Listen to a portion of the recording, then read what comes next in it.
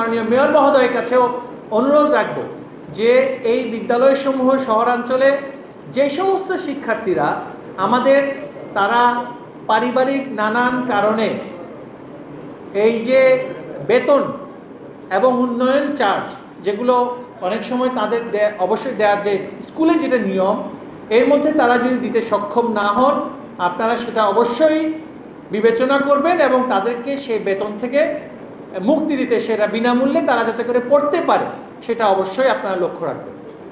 এটা অবশ্যই আমাদের করতে হবে, নয়তো ন্যায্যতা নিশ্চিত হবে না। সরকার অবকাঠামো করে দিয়েছে, একটা অংশ করে দিয়েছে, সরকার একটা বিনিয়োগ করছে এমপিওর উপরে। আজকে সিটি কর্পোরেশন সেখানে আবার ভর্তুকি দিচ্ছেন স্কুল বাস দেওয়ার মাধ্যমে। সেই ক্ষেত্রে আমাদের সন্তানদের মধ্যে যারা বেতন দিতে সক্ষম হবে না তাদেরকে কিন্তু আপনাদের অবশ্যই পিতৃস্নেহে মাতৃস্নেহে দেখে সেটা থেকে পরিত্রাণ দিতে হবে। এটি একটি। আরেকটি বিষয় বলবো যে সিটি কর্পোরেশন একটা যুগান্তকারী কাজ শুরু করেছে। ইতিমধ্যে এই ধরনের একটি কাজ মাননীয় প্রধানমন্ত্রীর নির্দেশে আমরা চট্টগ্রামে পাইলটিং হতে দেখেছি। সেখানে কোনো বিদ্যালয়ে কিন্তু সুনির্দিষ্ট বাস থাকে না। সেখানে যেহেতু শহরটা ঢাকা শহর থেকে ছোট, একটি নির্দিষ্ট সংখ্যক বাস সেখানে বিদ্যালয়গুলোতে নির্দিষ্ট সময়ের মধ্যে সেটা চলে, এক বিদ্যালয় থেকে আরেক বিদ্যালয়ে যায় এবং নির্দিষ্ট রুটে সেটা চলে। শিক্ষার্থীরা যে কোনো স্কুলের শিক্ষার্থী সেখানে 5 টাকা দিয়ে তারা সেই সার্ভিসে ব্যবহার করতে পারেন, শিক্ষার্থীদের জন্য শুধু। আর ভর্তুকির যেটা আমরা করেছি সেখানকার একটা শিল্প প্রতিষ্ঠান জিপিএইচ গ্রুপ, অবশ্যই যেহেতু তারা সহযোগিতা করছে নাম বলতে এখানে কোনো দ্বিধা নেই, তারা বিজ্ঞাপন হিসেবে বাৎসরিক যে গ্যাপটি প্রায় 1 কোটি টাকার কাছাকাছি বা এর চাইতে কিছু বেশি সেটা তারা সেখানে দিয়ে দেন। এবং সেটা কিন্তু আমাদের সেই শহরে শিক্ষার্থীদের জন্য খুবই উপকার হয়েছে যে শিক্ষার্থীরা সেখানে, সব শিক্ষার্থী কিন্তু গাড়িতে করে সেখানে বিদ্যালয়গুলোতে যায়। তো যাই হোক, শিক্ষার্থীদের জন্য উপকার হয়েছে।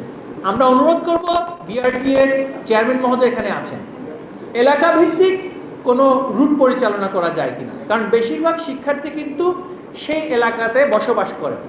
আমাদের এখানে আমাদের যে ভর্তি নিয়মাবলী যেটা নির্ধারণ করা হয়েছে সেখানে কিন্তু আমরা আমাদের নির্ধারিত একটি এলাকা নির্ধারণ করা হয়েছে, আপনার ক্যাচমেন্ট এরিয়া।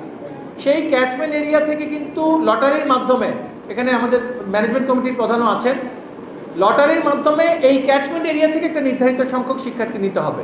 তাহলে যেটা হচ্ছে এই এলাকা থেকে আরেক জায়গায় গিয়ে যেন স্কুলে যেতে না হয়।